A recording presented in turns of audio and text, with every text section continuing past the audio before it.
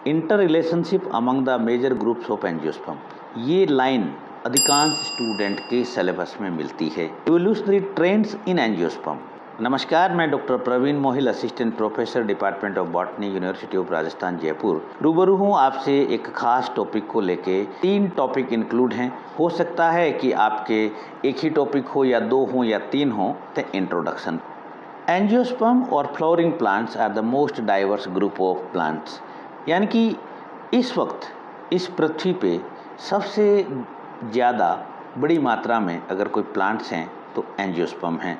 यही बात कही जा रही है। The angiosperms or flowering plants are the most diverse group of plant and their classification is complex. आपको याद है, आप कभी बेंथम हुकर पढ़ते हैं, कभी लीनियस पढ़ते हैं, कभी थॉर्ने पढ़ते हैं, कभी हचिनसन पढ़ते हैं।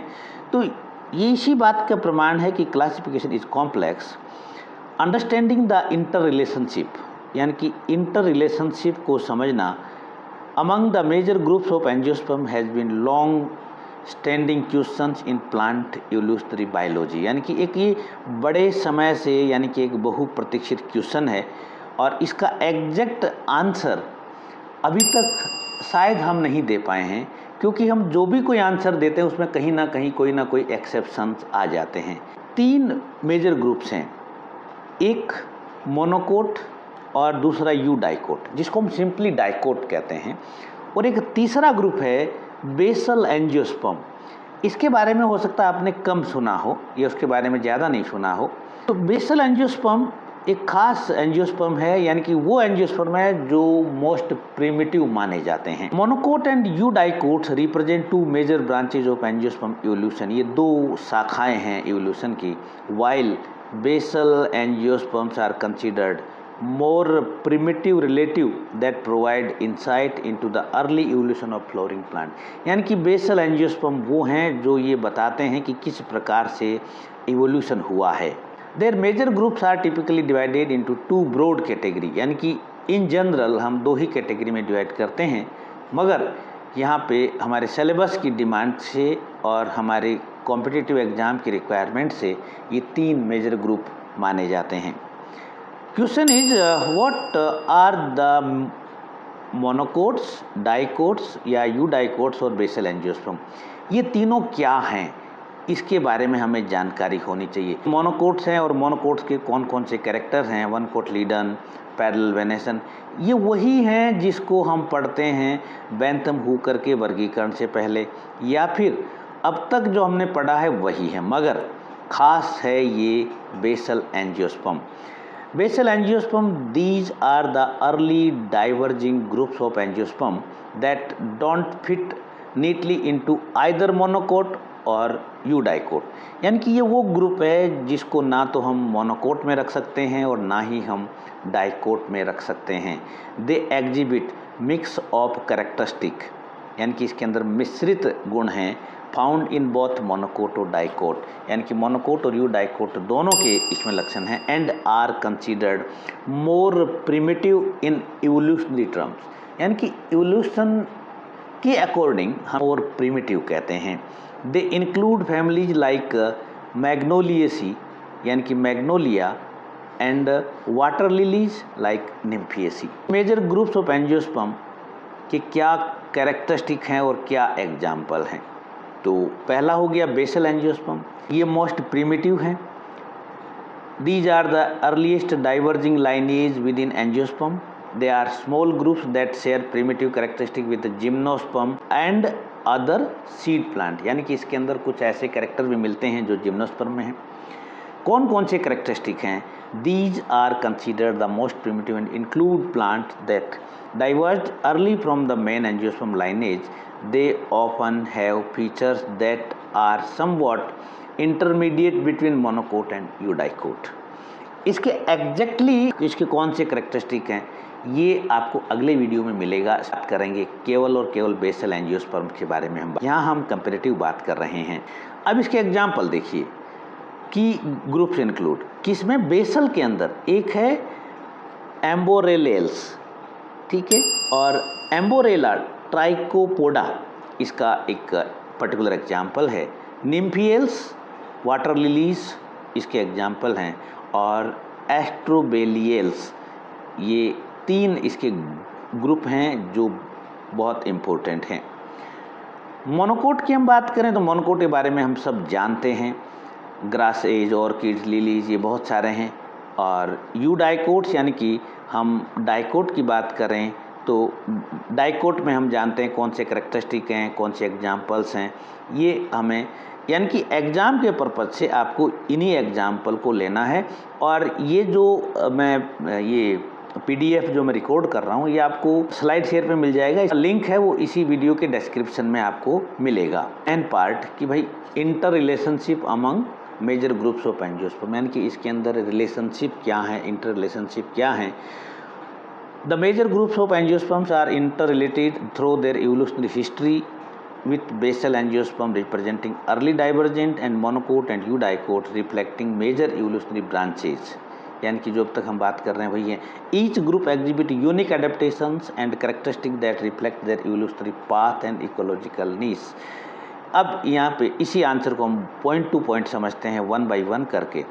इवोल्यूशनरी रिलेशनशिप यानी कि इवोल्यूशन के पॉइंट ऑफ व्यू से क्या रिलेशन है। तो इवोल्यूशन में हमने बता दिया कि जो बेसल हैं वो मोस्ट प्रिमिटिव हैं, उसके बाद मोनोकोट और यूडाइकोट्स ग्रुप आते हैं। नेक्स्ट पॉइंट आता है शेयर्ड करैक्टरिस्टिक। ये शेयर्ड करैक्टरिस्टिक अगर आप टैक्सोनॉमी स्पेशल पेपर के हैं तो बहुत इंपॉर्टेंट है, इसको समझिएगा। Monocot and eudicot both share common angiosperm features such as presence of flower. देखिए फ्लावर मोनोकोट में भी है, डाइकोट में भी है। Fruits which distinguish them from non-flowering plant like gymnosperm, यानी कि जिम्नोस्पर्म में ये नहीं है। तो ये शेयर्ड कैरेक्टरिस्टिक हैं, ये बहुत इंपॉर्टेंस रखते हैं। Their differences in floral structure, leaf venation, seed structure are significant. Next point आ रहा है इवोल्यूशनरी एडेप्टेशन। मोनोकोट और यूडाइकोट में क्या एडेप्टेशंस हैं।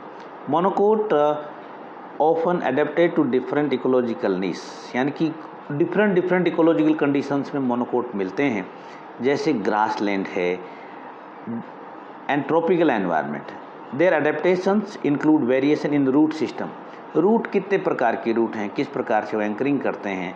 Leaf structure that help them thrive in these niches, यानी कि ये जो रूट और लीफ का पैटर्न है वो इनको अलग अलग इकोलॉजिकल सिस्टम में सर्वाइव करने की एनर्जी या सपोर्ट प्रोवाइड करता है। इसी प्रकार से यूडाइकोट्स में वाइड रेंज ऑफ एडेप्टेशन, सबसे बड़ा एडेप्टेशन है due to their diverse subgroup, rosids, asterids. ये जो APG के अकॉर्डिंग है, यानी कि जो मोलिकुलर स्टडीज़ और एडवांस स्टडीज़ के अकॉर्डिंग ये 2 वर्ड यहाँ पे रखे गए हैं। This diversity include variation in flower structure, fruit types and ecological roles, यानी कि इनका इकोलॉजी में अलग अलग सिग्निफिकेंस होती है। नेक्स्ट पॉइंट है इकोलॉजिकल और इकोनॉमिक इम्पोर्टेंस। ये हम सबको मालूम है कि इनकी इकोलॉजिकल और इकोनॉमिक इम्पोर्टेंस इनकी है। अब अगला टॉपिक है जो कुछ बच्चों के सिलेबस में है, जो है वो पढ़िएगा वरना छोड़ सकते हैं। इवोल्यूशनरी ट्रेंड्स इन एंजियोस्पर्म, यानी कि कौन कौन से ऐसे ट्रेंड्स हैं जो इंडिकेट करते हैं या जिसको हम कह सकते हैं कि these are the evolutionary trends of angiosperm. पहला, डाइवर्सिफिकेशन ऑफ फ्लावर स्ट्रक्चर। पहला डाइवर्सिफिकेशन ऑफ फ्लावर स्ट्रक्चर, और इसका ट्रेंड क्या है। फ्लावर ट्रेंड है from simple to complex floral structure, यानी कि पहले सिंपल स्ट्रक्चर थी फ्लावर की और उसके बाद वो कॉम्प्लेक्स स्ट्रक्चर में डेवलप हुई। इसका एग्जाम्पल मैं अक्सर ये बताता हूँ कि एस्ट्रेसी को हम मोस्ट एडवांस क्यों कहते हैं, और यहाँ पे टॉपिक के रेफरेंस में अर्ली एंजियोस्पर्म लाइक दो जो basal groups tend to have simple flower with undifferentiated floral part। पे इसको आप एक बार रीड करिएगा और आपका क्वेश्चन हो तो कमेंट बॉक्स में डालिएगा और फिर हम इस पे और बात कर सकते हैं। यहाँ पे सिग्निफिकेंस की हमने बात की है कि ये सिग्निफिकेंस क्या है। The diversification of floral morphology contributed to the wide ecological success of angiosperm by facilitating cross pollination and enhancing genetic variability. अगला आ रहा है रिडक्शन इन गैमेटोफाइट साइज। ये बहुत इम्पोर्टेंट है। और स्पेशली उन बच्चों के लिए जो एडवांस स्टडीज़ में जा रहे हैं या डिफरेंट एंट्रेंस एग्ज़ाम में जाएंगे। Reduction in size and complexity of the gametophyte generation, यानी कि रिडक्शन, गैमेटोफाइट छोटा हो गया, रिड्यूस हो गया एंड उसके अंदर कॉम्प्लेक्सिटी हो गई ऑफ द गैमेटोफाइट जनरेशन। इसको आप यहाँ पे पढ़िएगा और एक तरफ कंपेयर करिएगा, एक तरफ तो हमारा पोलन ग्रेन और दूसरी तरफ आप सिंपल समझिएगा कि जो हमारा थैलोफाइट्स हैं वो पूरी प्लांट बॉडी गैमेटोफाइट है और यहाँ पे एक छोटी सी स्ट्रक्चर बनती है। नेक्स्ट पॉइंट आ रहा है vessel element development. Vessel element development, evolution of efficient vascular tissue, particularly the development of vessel element, यानी कि ट्रैकिड्स और वेसल्स की बात हो रही है। यानी कि देखिए early angiosperm like amborella and members of the winteraceae family lack vessel, यानी कि शुरुआत के उसमें वेसल नहीं थी, बाद में वेसल डेवलप हो गई और इस वेसल डेवलप होने की वजह से बहुत सारी सिग्निफिकेंस हुई, बहुत सारे चेंजेस हुए और एडवांसमेंट की तरफ हमने लगे।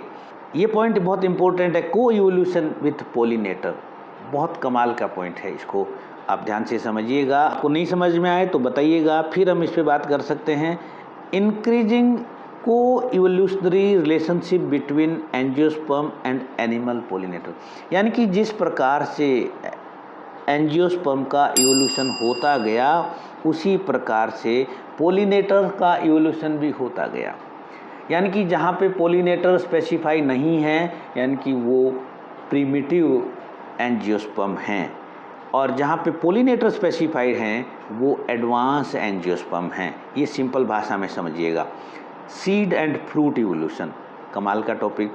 Evolution from basic seed forms to highly specialized seed and fruit, यानी कि सिंपल से सीड और सिंपल से फ्रूट से लेके एडवांस और कॉम्प्लेक्स स्ट्रक्चर का बनना, ये भी एक इम्पोर्टेंट ट्रेंड माना जाता है। Next point, increase in heterospory and double fertilization. Heterospory आपको मालूम है कब आया है? थैलोफाइट में हेट्रोस्पोरी नहीं है, ब्रायोफाइट में नहीं है, टेरिडोफाइट में पहली बार हेट्रोस्पोरी का ओरिजिन हुआ और वो हेट्रोस्पोरी टेरिडोफाइट के बाद जिम्नोस्पर्म और एंजियोस्पर्म तक आते हैं तो कितनी स्ट्रॉन्ग रूप से एस्टेब्लिश हुई ये आपको मालूम है। फ्रॉम होमोस्पोरी टू हेट्रोस्पोरी, यानी कि थैलोफाइट में होमोस्पोरी है, from homospory to heterospory and the development of double fertilization. ये हम पढ़ते आए हैं कि एंजियोस्पर्म में डबल फर्टिलाइजेशन मिलता है, मगर इसका इवोल्यूशनरी सिग्निफिकेंस क्या है, यहाँ पे जब आप इसको रीड करेंगे तो आपको समझ आएगा कि किस प्रकार से डबल फर्टिलाइजेशन का इवोल्यूशन हुआ। नेक्स्ट है from large simple leaves to more specialized form. Heading क्या है? Reduction in leaf size and increase leaf specialization, यानी कि लीफ साइज में रिडक्शन होना और लीफ का स्पेशलाइजेशन इंक्रीज होना। From large simple leaf to more specialized leaf, यानी कि जो कंपाउंड लीफ है इसका एग्जाम्पल है। यहाँ पे आप इसको पढ़ेंगे तो आपके समझ में आ जाएगा। इस वीडियो से जुड़ा आपका कोई भी क्वेश्चन है, डाउट है तो लिखिएगा ज़रूर, और वीडियो अच्छा लगा हो तो लाइक कीजिएगा और शेयर भी कीजिएगा किसी की हेल्प के लिए, और नेक्स्ट वीडियो के लिए चैनल को सब्सक्राइब कर लीजिएगा। इसी चैनल पे आपको टैक्सोनॉमी के एक्सक्लूसिव वीडियो मिलते हैं। Wish you all the best, thank you very much.